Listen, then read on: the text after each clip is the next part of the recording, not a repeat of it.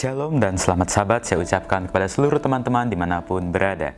Kembali lagi bersama dengan saya, Ariel Kurnaidi, dan pada hari sahabat ini kita akan kembali untuk mempelajari pelajaran sekolah sahabat kita di kelas Cornerstone.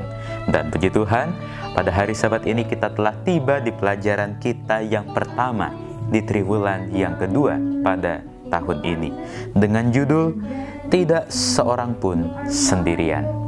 Ayat intinya diambil dari dalam kitab Markus pasalnya yang kelima, ayat 27 hingga ayat yang ke-29. Demikian firman Tuhan. Dia sudah mendengar berita-berita tentang Yesus. Maka di tengah-tengah orang banyak itu, ia mendekati Yesus dari belakang dan menjamah jubahnya. Sebab katanya, asal ku jamah saja jubahnya, aku akan sembuh. Seketika itu juga berhentilah pendarahannya dan ia merasa bahwa badannya sudah sembuh dari penyakitnya. Teman-teman, pada hari Sabat ini kita masih mempelajari kisah pelayanan Yesus di atas dunia ini. Dan pada hari Sabat ini kita akan belajar bagaimana Yesus memberikan pertolongan, Yesus menyembuhkan, dan juga Yesus membangkitkan seseorang di hari yang sama pada saat hari itu juga. Nah, ketika Yesus bersama dengan murid-muridnya sedang menyeberang menggunakan perahu, maka seperti pada umumnya, orang banyak sudah menunggu Yesus. Mereka berbondong-bondong datang, kemudian mengerumuni Yesus. Nah, ketika Yesus sudah turun dari perahu, maka ada seorang Yahudi yang bernama Yairus. Nah, teman-teman, kalau pada umumnya orang Yahudi itu anti atau tidak senang bertemu dengan Yesus, berbeda dengan Yairus ini. Yairus yang walaupun dia seorang Yahudi, dia datang kepada Yesus untuk meminta pertolongan Yesus. Yaitu apa? Pada saat itu, anak daripada Yairus ini, dia sedang sakit keras dan keadaan tubuhnya sudah sekarat dan bahkan sudah hampir meninggal. Oleh karena itu, ayahnya yaitu Yairus meminta pertolongan Yesus untuk boleh menyembuhkan anaknya. Oleh karena itu, Yairus datang bersama dengan orang banyak itu untuk datang mengurumuni Yesus, memohon pertolongan Yesus. Nah, pada saat itu, ketika Yairus sudah bertemu dengan Yesus, maka Yairus berkata, "Anakku perempuan sedang sakit, hampir mati. Datanglah kiranya dan letakkanlah tanganmu atasnya, supaya ia selamat dan tetap hidup." Oleh karena Yesus mendengar permintaan dari Yairus untuk boleh menyembuhkan anaknya yang sedang sakit di rumah Yairus, maka Yesus bersedia untuk boleh datang ke rumah Yairus. Oleh karena itu, pergilah Yesus bersama dengan orang itu. Dan bukan hanya Yairus beserta dengan Yesus yang pergi ke rumah Yairus, melainkan orang banyak. Semua orang yang ada di tempat itu, mereka bersama-sama berbondong-bondong datang ke rumah Yairus. Oleh karena jumlah orang yang mengikuti Yesus sangat banyak, maka pada saat mereka berjalan, sangat sempit, berdesak-desakan satu dengan yang lain. Nah, pada saat itu, ketika dalam perjalanan, Yesus beserta dengan Yairus menuju ke rumah Yairus, maka ada seorang perempuan yang sudah sangat lama mempunyai penyakit, yaitu selama 12 tahun ia mengalami pendarahan. Kita tahu bahwa ketika orang itu sudah lama sekali sakit, maka tubuhnya ini sudah sangat lemas. Dia sudah datang ke dokter satu, ke dokter yang lain. Tetapi, walaupun dia sudah berusaha mengunjungi semua dokter, datang untuk berobat ke semua dokter, bahkan dia sudah menghabiskan seluruh nyawa, seluruh harta daripada yang dia miliki. Namun hasilnya tidak kunjung datang. Walaupun dia sudah menghabiskan semua yang dia miliki, hartanya dia sudah berikan semua untuk mengobati penyakitnya, tetapi penyakitnya tidak juga sembuh. Tetapi ketika sang wanita itu mendengar bahwa Yesus dapat menyembuhkan penyakit apapun, bahkan Yesus dapat membangkitkan orang yang sudah mati, maka wanita itu ingin untuk bertemu dengan Yesus. Terlebih ketika wanita itu mengetahui bahwa Yesus sedang melintas di daerahnya, maka dengan segenap upaya, dengan segenap tenaganya, ia berusaha untuk keluar dari rumahnya dan datang bertemu dengan Yesus. Dia mempunyai suatu tekad. Wanita ini mempunyai satu tekad, aku harus bertemu dengan Yesus. Karena kalau Yesus sudah boleh bertemu dengan saya, maka penyakit saya ini akan sembuh. Bahkan seperti ayat inti kita tadi, asal ku jamah saja jubahnya, aku akan sembuh. Sungguh luar biasa iman daripada wanita ini.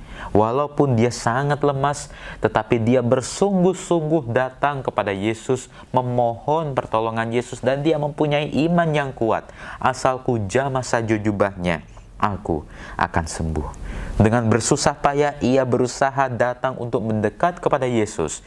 Walaupun berdesak-desakan dengan orang banyak, tetapi dalam perjalanan itu, ia bersungguh-sungguh untuk boleh datang kepada Yesus, dan pada akhirnya wanita itu dia berhasil untuk menjamah jubah daripada Yesus. Nah, ketika Yesus merasakan ada seseorang yang menjamah jubahnya, maka Yesus berhenti dalam perjalanan itu. Dan kemudian Yesus berpaling di tengah orang banyak itu dan berkata, "Siapa yang menjamah jubahku?" Nah, mendengar pertanyaan dari Yesus ini, orang banyak, murid-murid Yesus pun bingung dengan pertanyaan Yesus. Bagaimana Yesus boleh bertanya, siapa yang menjamah jubahku? Dengan keadaan seperti ini, dengan keadaan orang banyak yang berdesak-desakan, tentu saja kami semua menjamah Yesus. Oleh karena itu, Yesus bertanya, siapa yang menjamah jubahku? Nah, mendengar pertanyaan Yesus ini, salah satu dari mereka, yaitu Petrus, menjawab Yesus. Katanya, "Engkau melihat bagaimana orang-orang ini berdesak-desakan dekatmu, dan engkau bertanya, siapa yang menjamah aku?" Tetapi pertanyaan daripada Yesus tidak dimengerti oleh orang banyak, bahkan juga tidak dimengerti oleh murid-murid Yesus. Pertanyaan Yesus yang mengatakan siapa yang menjamah aku bukanlah jamahan yang biasa. Yesus merasakan ada jamahan yang betul-betul Yesus rasakan kepada Yesus. Oleh karena itu, Yesus berkata, "Siapa yang menjamah aku?" Kemudian Yesus memandang ke sekelilingnya untuk melihat siapa yang telah melakukan hal itu. Oleh karena Yesus merasakan ada kuasa yang keluar daripada dirinya. Jika orang yang lain menjamah Yesus itu adalah jamahan yang biasa, tetapi jamahan wanita yang dirasakan oleh Yesus itu adalah jamahan yang penuh iman, adalah jamahan yang luar biasa, yang bahkan Yesus dapat merasakan ada kuasa yang keluar dari dirinya. Nah, kemudian ketika Yesus sedang memandang ke sekelilingnya, mencari siapa yang menjamah Yesus, maka wanita itu yang sudah menjamah Yesus menjadi ketakutan. Oleh karena ketahuan perbuatan yang telah dilakukan, wanita itu menjadi takut dan gemetar ketika melihat, mengetahui apa yang terjadi atas dirinya. Kemudian wanita ini dia memberanikan diri untuk datang kepada Yesus, tersungkur di depan Yesus. Dan dengan tulus, wanita ini menceritakan apa yang sudah terjadi. Bagaimana dia telah sakit sekian lama, dan akhirnya hanya dengan menjamah jubah Yesus, maka dia sekarang sudah sembuh. Oleh karena itu, Yesus berkata kepada perempuan ini, "Hai anakku, imanmu telah menyelamatkan engkau. Pergilah dengan selamat dan sembuhlah dari penyakitmu." Nah, wanita ini merasa senang sekali oleh karena penyakitnya yang sudah 12 tahun ia derita, akhirnya boleh sembuh. Dan ketika Yesus bercakap-cakap dengan wanita ini, ada seseorang yang datang dari rumah Yairus untuk bertemu dengan Yairus, mengatakan bahwa anakmu sudah mati. Apa perlunya lagi engkau menyusah-nyusahkan guru? Walaupun orang ini mengatakan bahwa anak Yairus sudah mati, tetapi Yesus tidak menghiraukan perkataan itu. Yesus tetap mengatakan kepada Yairus, kepada kepala rumah ibadat itu, jangan takut, percaya saja.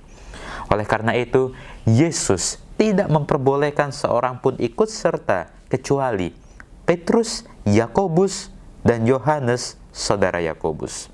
Mereka beserta dengan Yairus akhirnya tiba di rumah Yairus. Nah, ketika mereka melihat bahwa orang itu sedang ribut, ketika Yesus beserta dengan rombongan itu melihat sudah banyak orang berkumpul di rumah Yairus sedang menangis meratapi daripada anak Yairus yang sudah meninggal ini, maka Yesus mengatakan, "Mengapa kamu ribut dan menangis? Anak ini tidak mati, tetapi tertidur." Mendengar perkataan daripada Yesus ini, orang banyak itu menertawakan Yesus. Bagaimana bisa Yesus mengatakan bahwa anak ini tidak mati? Bagaimana bisa Yesus mengatakan bahwa anak ini sedang tertidur? Jelas-jelas dia sudah mati. Oleh karena itu, semua orang yang ada di tempat itu diusir oleh pada Yesus. Kemudian Yesus beserta dengan ayah dan ibu daripada anak yang sudah mati itu, mereka datang ke kamar anak tersebut. Dan kemudian Yesus mengatakan sambil memegang tangan daripada anak itu, yang berkata, "Talita kum." Apa artinya? Talita kum berarti, "Hai anak, aku berkata kepadamu, bangunlah." Seketika itu juga, setelah Yesus menyampaikan talita kum, akhirnya anak itu bangkit dan berdiri dan berjalan. Nah, sebab umur daripada anak itu sudah 12 tahun. Melihat kejadian yang terjadi pada saat itu, melihat anak Yairus yang sudah mati, akhirnya boleh bangkit, bahkan boleh berjalan, maka semua orang merasa takjub. Wow, luar biasa. Anak ini sudah mati, tetapi dia boleh bangkit hanya dengan kuasa Yesus. Dan dengan sangat ia berpesan kepada mereka supaya jangan seorang pun mengetahui hal itu. Lalu ia menyuruh mereka memberi anak itu makan. Nah, teman-teman, apa sebenarnya yang boleh kita ambil daripada pelajaran sekolah Sabat kita di hari Sabat ini? Di sini tulisan Roh Nubuat mengatakan bahwa pengakuan kita akan kesetiaannya adalah pilihan sorga untuk menyatakan Kristus kepada dunia ini. Tiap-tiap individu, setiap kita, setiap manusia mempunyai suatu kehidupan yang sangat berbeda, mempunyai pengalaman yang berbeda-beda, mempunyai kesusahan yang berbeda-beda, mempunyai penderitaan yang berbeda-beda.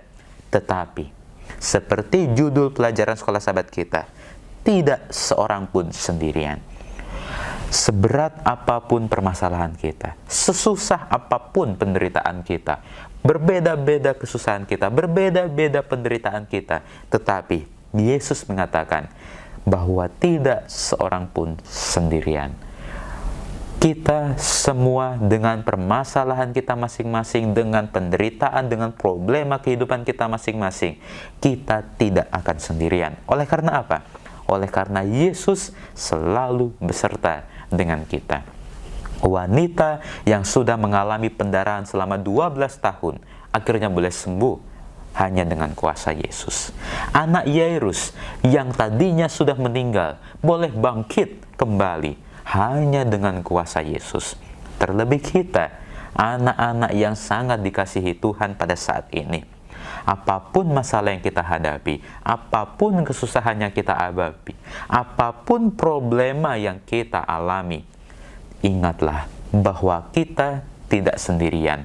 Ada Yesus yang selalu menolong kita. Ada Yesus yang selalu siap untuk mendengar segala keluh kesah kita. Ada Yesus yang selalu sedia untuk menolong umat-umatnya yang sangat dikasihinya.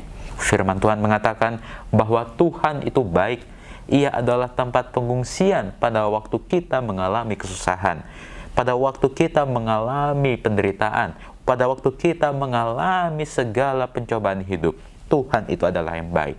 Tuhan mengenal setiap orang yang berlindung kepada Tuhan. Oleh karena itu teman-teman, apapun kesusahan yang kita alami, apapun penderitaan yang kita alami, datanglah kepada Yesus. Mohon pertolongan Yesus, karena kita ini tidak sendirian. Ada Yesus yang selalu siap untuk menolong kita. Demikianlah pelajaran Sekolah Sabat kita pada hari Sabat ini. Dan kalau teman-teman menyukainya, silakan untuk di-like videonya. Dan yang belum subscribe, saya ingatkan untuk di-subscribe. Dan jangan lupa untuk dinyalakan tombol loncengnya, supaya teman-teman boleh mendapatkan notifikasi apabila ada video terbaru. Sampai jumpa di video selanjutnya. Tuhan memberkati.